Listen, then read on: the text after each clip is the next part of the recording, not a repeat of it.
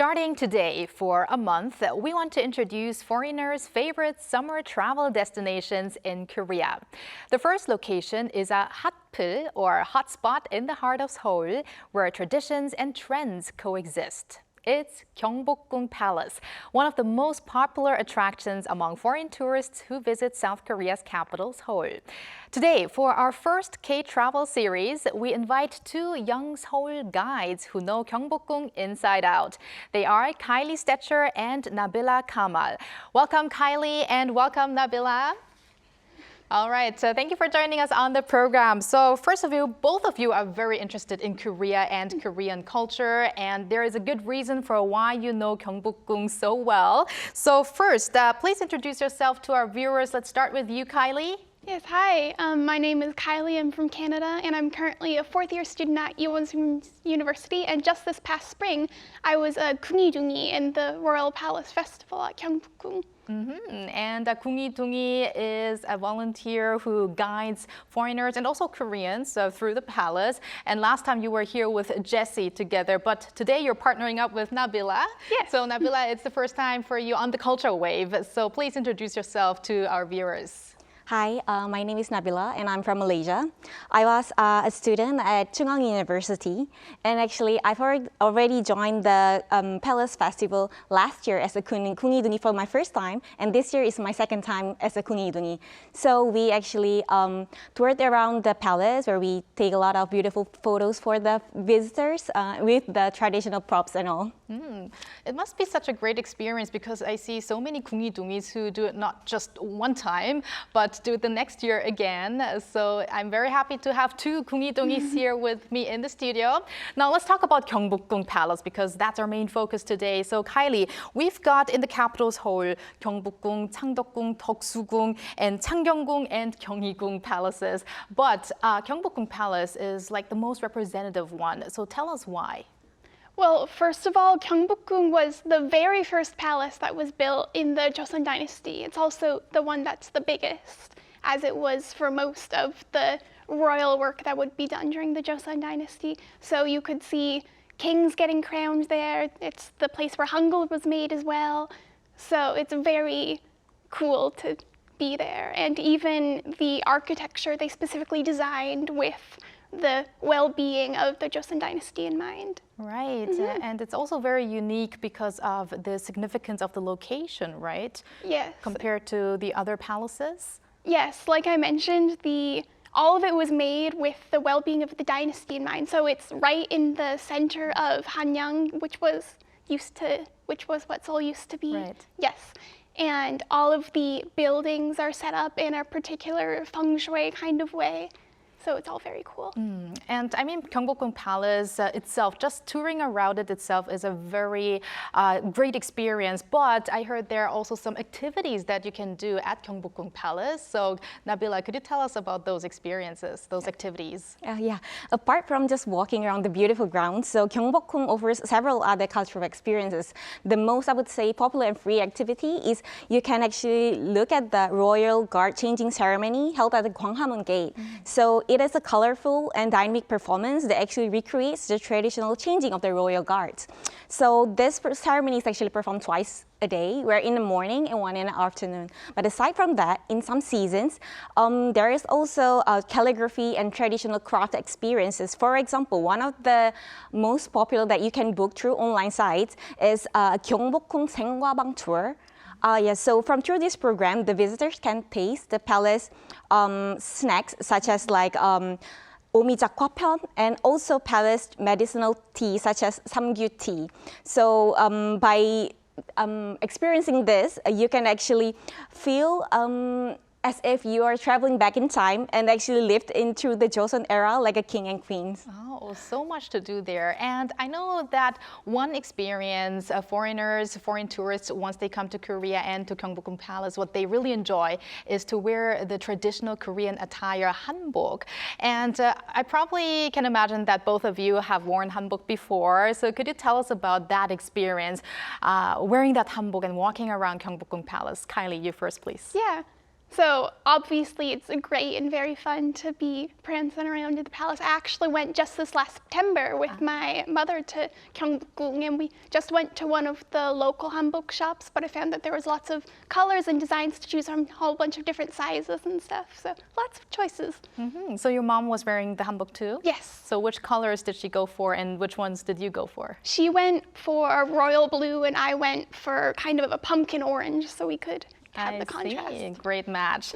And what about you, Nabilah? How was it for you, that experience? So I've actually worn it a few times.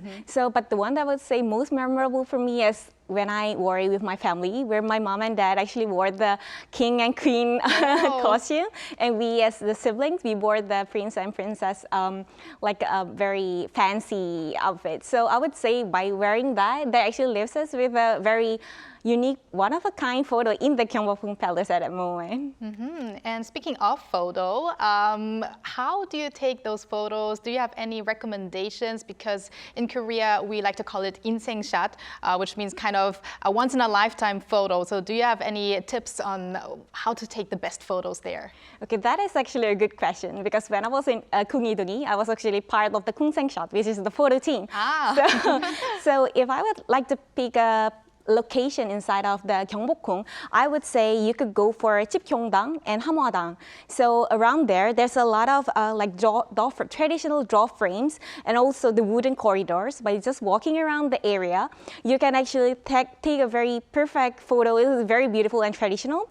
So by walking, while you're walking, you can actually hold your skirt with one hand and also like look over your shoulder to strike like a very natural pose. I would say that will leave like a very, very beautiful photo. And sounds fantastic. Kylie, do you have any tips for one of the best photos in a hanbok? Perhaps if you were to take a video, you could do it all spinning around. You get the hanbok going on nicely. It's really pretty. Oh, I'll put both of your tips onto my list next time I get to wear a hanbok. And I mean, also, I want to mention that if you wear a hanbok at Gyeongbokgung Palace, it's you get a free entrance into the palace, right? Yeah. So you would have to rent a hanbok nearby, and there are many stores, right, around those places. And then you would rent a hanbok and get free entrance. I mean, not everyone owns a hanbok. Do you guys own a hanbok, actually? No, unfortunately. So every time you go, you rent a new one, yes, right? that's right. And I guess in that way, you have a diversity of those. You get to choose from a variety of hanboks every time you do make a visit there. But now let's talk about something else. Kylie, what did you find foreign visitors are most attracted by about the palace? Or was there anything in particular they were surprised of? I would say one of the things that I enjoy recommending the most for people who go to Gyeongbokgung is listening to one of the tours that they hold there. They have them in multiple languages, so you can do whatever language that's you're most comfortable with. But they have a whole bunch of fun tidbits, such as what are the statues that are here, or what was this building used for. So it's very fun for us to learn all about the information. So very informative as well for people from all around the world. Now, Nabilah, could you tell us about the atmosphere depending on the season? I mean, it's currently a hot summer, and I heard that at Gyeongbokgung Palace there are also some cool spots as well, to-go spots. So tell us a bit about the different atmosphere by season. Okay, so Gyeongbokgung is like it literally changes across the seasons. So firstly, in the autumn, so the Hwangwonjeong Pavilion is actually beautiful as it's surrounded by red and golden leaves. So in the winter palace, it has like a quiet charm, especially if it snows. And also in the spring, it has a soft and romantic vibe thanks to the cherry blossoms that's blooming around the palace. Right. And now in the hot summer, it's quite hot, right? So I would recommend taking a shade near the Gyeonghuigung Pavilion. So not only the breeze over the pond actually cools you off, but it is actually also a great little escape for you from the heat, while you actually can enjoy the beautiful scenery. over there. So what would be your favorite season to go to the palace? I would say I would pick the winter season because it's like not only, even though it is cold, but also during the winter season you will wear the hanbok with like an extra layer, which actually gives like a different vibe from the other seasons. Also, the place is very nice. And then if you have the snow falling down, yes, and then you wear the hanbok, and then you make a turn like Kylie mentioned earlier, it's gonna be pretty beautiful.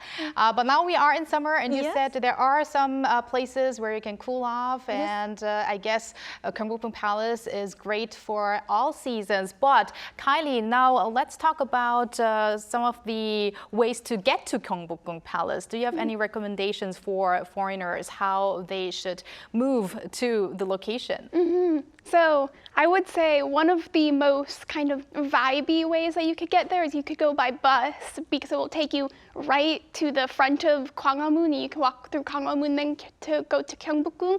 But for kind of the hot tip of how to get to Gyeongbokgung, if you go to Gyeongbokgung Station through the subway, there's exit 5 that takes you nearly right into the palace. So it's a nice shortcut. Right, and also, I mean, even if you have a walk to do, it's nice. The area itself is so nice. So walking there, if you're maybe at a different station, because there are many Anguk Station, Gwanghwamun Station, they're not that far away, and those are also all destinations for people who are traveling to Seoul. So I guess there are many different ways to get to Gyeongbokgung Palace. But what about after that trip to Gyeongbokgung Palace? What would you recommend for people to do afterwards in that area? So I would say very near, close by to that, there is, I would say, it's a Cheongwade Sarangche. So inside, you can actually take a look. There is a travel library where you can actually look at the history of Korea. And also there is a special exhibitions inside where you can look at the beautiful scenery of Sarangche, and also a royal evening banquet of the Joseon Dynasty kind of themed of exhibition.